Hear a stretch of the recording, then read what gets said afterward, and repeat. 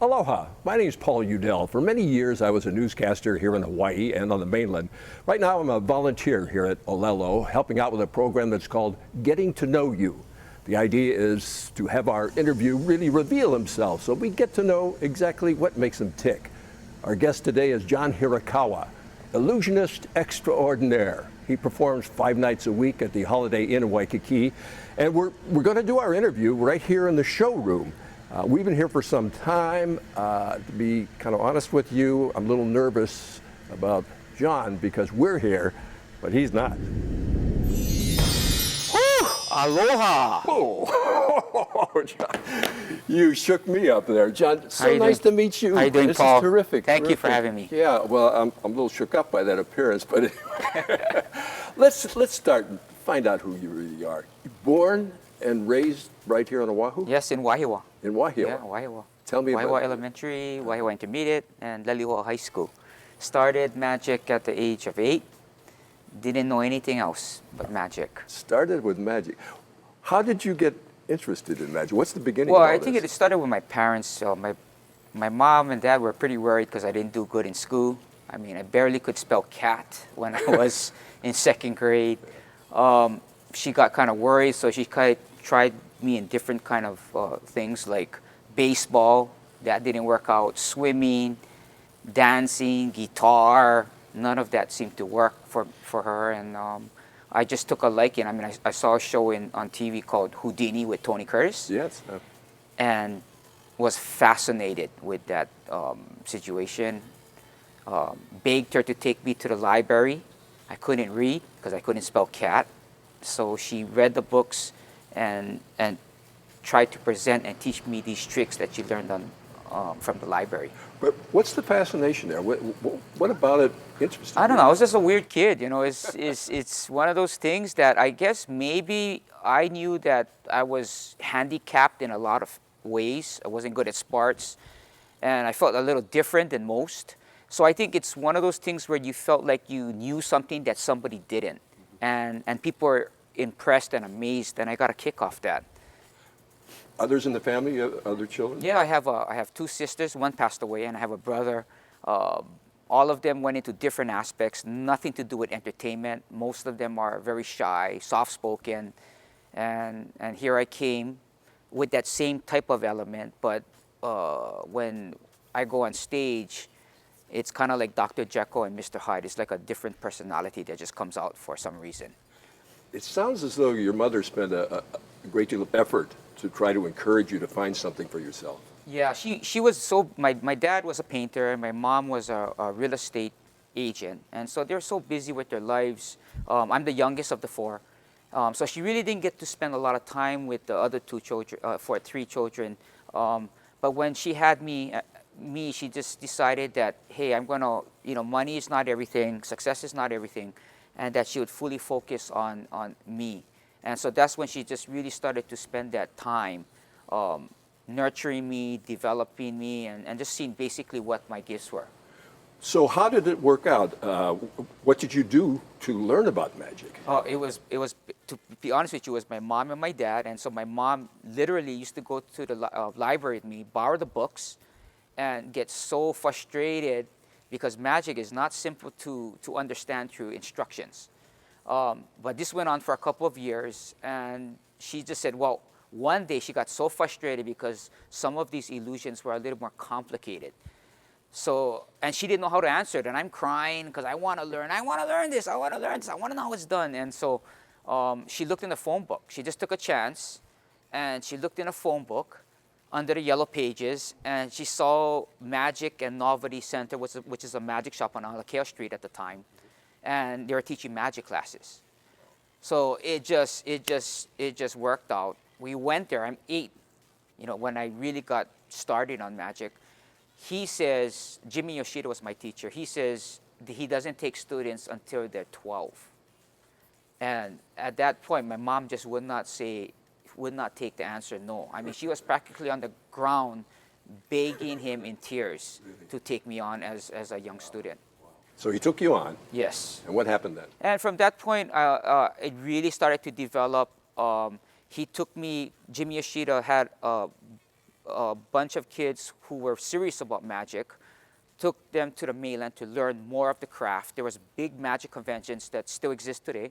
The likes of Siegfried and Roy, David Copperfield, Lance Brand, they all go to these particular conventions, and that's where you have magicians from all over the world come in with different types of magic, from Russia to Japan, Europe, Germany, and you learn the trades. You see the different performing styles, from close-up magic, which is magic with your fingertips, to stage and big illusions. And so I started to enter contests, different types of contests that they have every year in those particular conventions.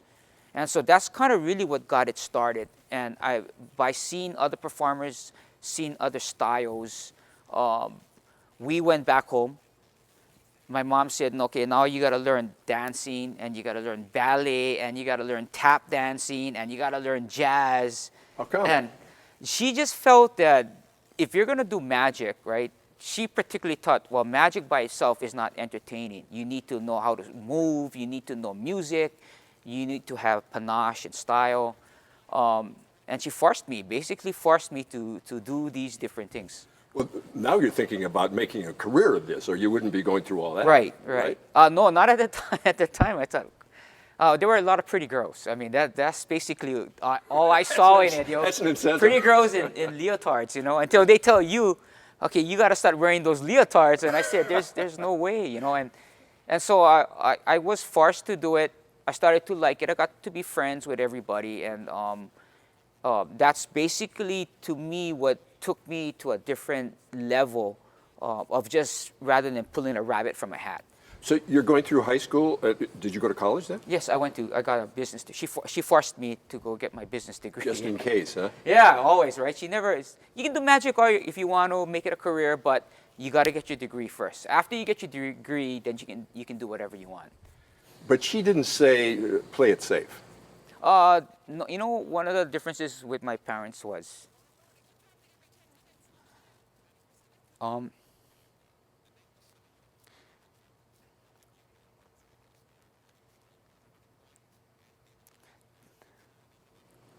Take your time. Take your time.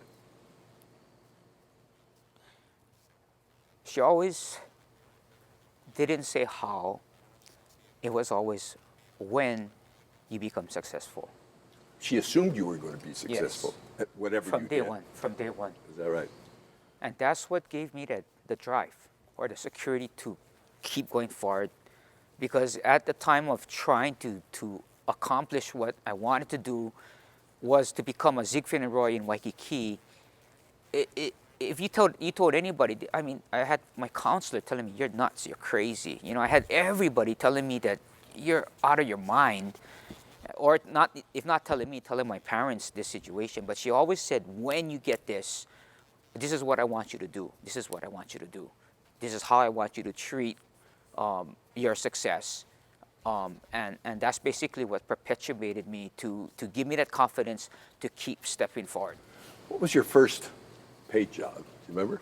A birthday party. I think it was for the advertiser or Star Bulletin. There was the press release place on Alakil or downtown.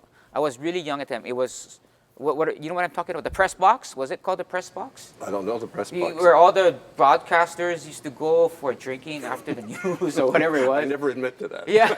So, I mean, somebody called me. I don't know if it was Dave Donnelly or somebody called me. They saw me at some other function, and they wanted me to present a show, an after-hour situation, and I got paid $50. And I thought, oh, this is awesome. Didn't say this beats, delivering newspapers, Absolutely. It beats the pine fields. So, how was it after that? How did you progress to where you are now? So I went into the contest, and because I had this dancing and the different things that people didn't see before, I was, winning most of those contests. It started from the national level, and then it went to the international level. So there's this convention called FISM, which is the Olympics of Magic, and this is where you compete with the world. And so I came back with the first place, representing the United States of America. And for that situation, it was at the same time that David Copperfield was coming to Seisebon. I don't know if you remember that, but he came just before he made it big. Yeah. He came to Hawaii. Right. And because I had the dancing and because we hit it off and because he knew I wanted the FISM, I got to get an opportunity to work with him as an opening act for his show. And that's really where I think it took it to the next level, because I saw how David attacked entertainment, you know, from a theatrical, a Broadway perspective. How do you mean attack? How he presented his magic. He didn't just say, here's a deck of cards, okay, or let me borrow $100 bill and I'm going to burn it up. He would make it into a game show or a storyline that combined the magic with theatrical situation, with the lighting, the sound, all of those aspects put together.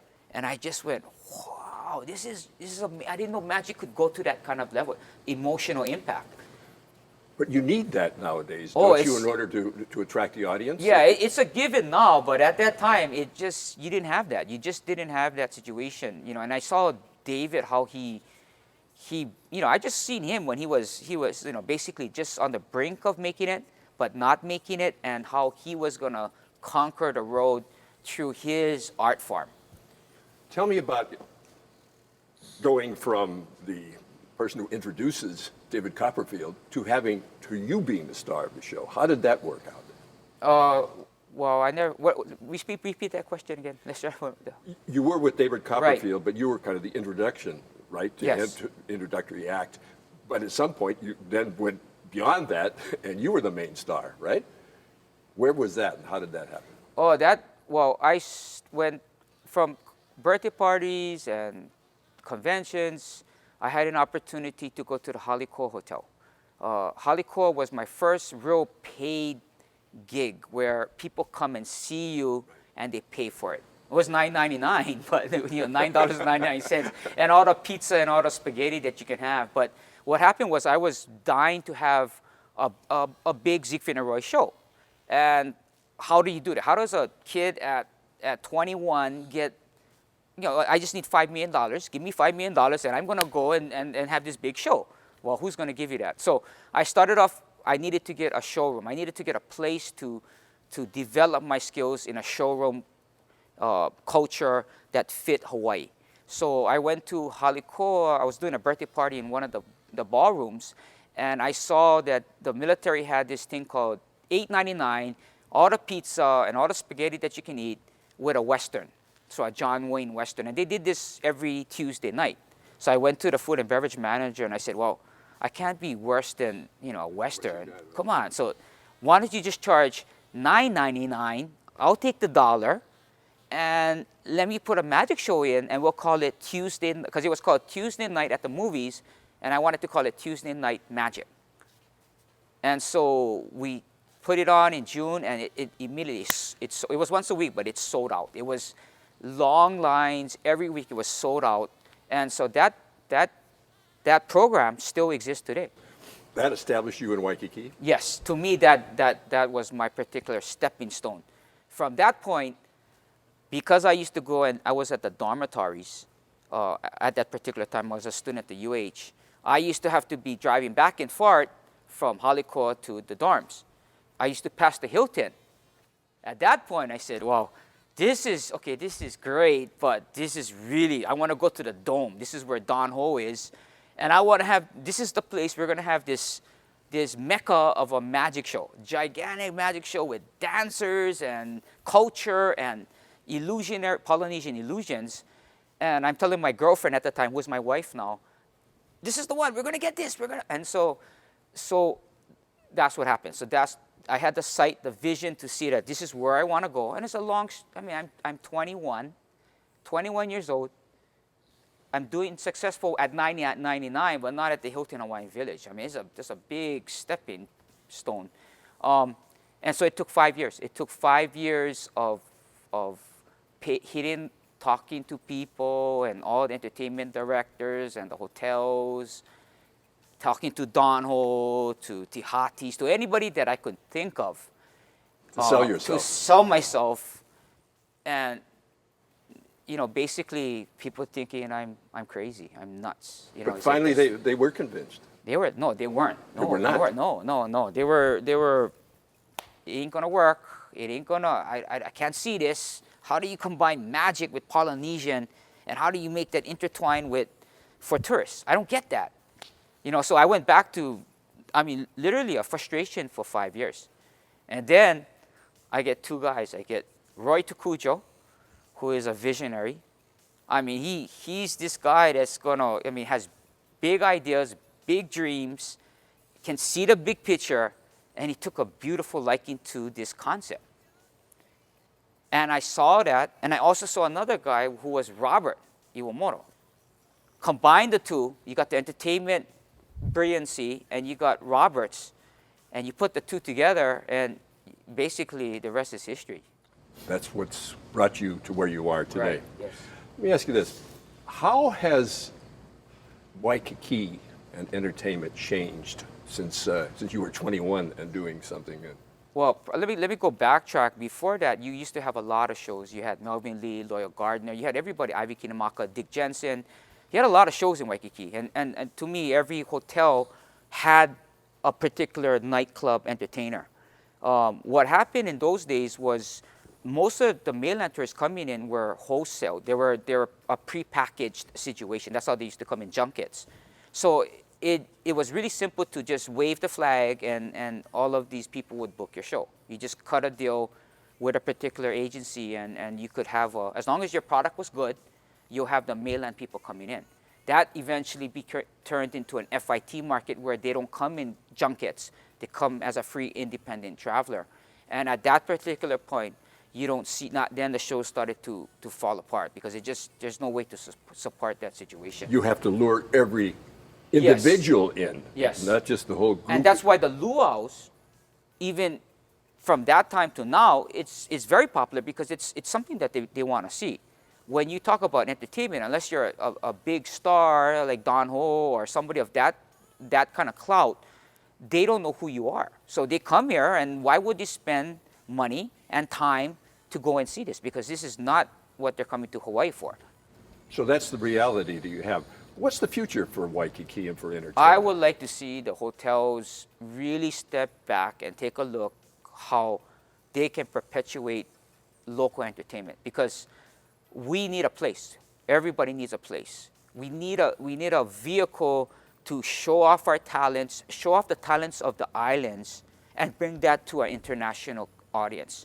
We want that. Everybody wants that badly. I can tell you, any entertainer in Hawaii wants to have a showcase that they can perform and show that they're just as good, or if not better, than most in this arena. And it's just that nobody has that chance because it becomes dollars and cents. So if a hotel could work backwards and figure this out, that this is good for Hawaii, this is good for locals, this is good for mainland, and look at it in that form, I think we have a shot. And I'm hoping that's hopefully is going to start going that way. I want to kind of encourage the people who are young and who are watching this to learn from your experience. You took a chance. A lot of people, they don't want to take a chance. They get advice, don't do that, don't do this. But what advice would you have for them based on your own life? Not being hypocritical, because I have 3 children, and I fall back into that same mentality that a parent does, and that is, hey, you get your education, and you got to be an engineer. My son is going to graduate. You got to be an engineer. And my daughters, you got to be a pharmacist. You got to, and I got to step back and I say, if I never had that breaks from my parents to nurture me, to believe in me, to go for your dreams, that would be my encouragement to parents, is to look at your child and let them, because whatever their passion is, they will be successful in some form, some fashion, if they have the passion and the drive to do whatever they want to do. But as a secure parent that loves their child, you have this other side of you that says, oh, I want you to be a doctor or something of security, or something of solid grounding, because we want that for our children. But on the other side, you want you want them to live their dream. And that's where I think there's always this conflict. Even if I experience that situation myself, not being hypocritical, I think I still deal with that situation. Your kids ever want to be? No. What Yeah, you are? yeah. They used to come. They used to come as kids. I have a 19-year-old, and she dances in the show, and that's the joy of my life right now. It was always my dream to have her back in here with me. You know, so we go to work together and leave together. But they used to come. My son is 18, and I have a 15, and they used to come, and I'm their hero, right? Daddy's the hero. They watch the show when they're 5, 6, 7, 8, copying me, doing the moves. Now they come. They sit in the dressing room. They don't bother with the show. They don't even come out. It's amazing, you know. But and they don't want. I have one of my sons. I have this thing where he says, "I love you, Daddy," and we make it snow in the audience, and he refuses. If he comes to the show with his friends, I have to take out that whole scene. But you know, you're married. You're married to your high school sweetheart, I Yes, think, right? yes. You got the kids, so you've been able to put a marriage together and keep the marriage and get a successful career. That's pretty rare in your business. Yeah, and I think I don't know if I should say this, but it's the truth. Is God has always been that center for me. You know, God has always been. The more as I get older, I'm 49 years old.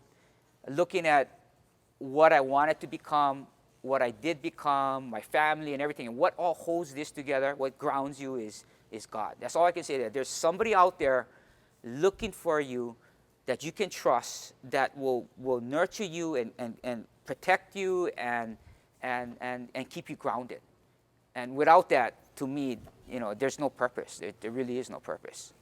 Did you have your problems along the way? Oh yes, and all through that situation, going into entertainment, because you go through that. You go through changes in your thinking. It's about you. When you start getting successful, you start getting arrogant. I mean, it's hard to handle. It's a natural progress, Yes. and then people keep telling you you're good, and don't listen to that person, and why are you sticking with this person, and you start believing all of these things, you know, and so what happened at the end was, I really had to look at what my parents told me. My mom is a Christian, and to always hold to God. And so eventually, I did turn to God, and boy, everything just cleared up, and perspectives comes into place, and because you're here for just a little while, you know, you're here and you're gone, and you're forgotten.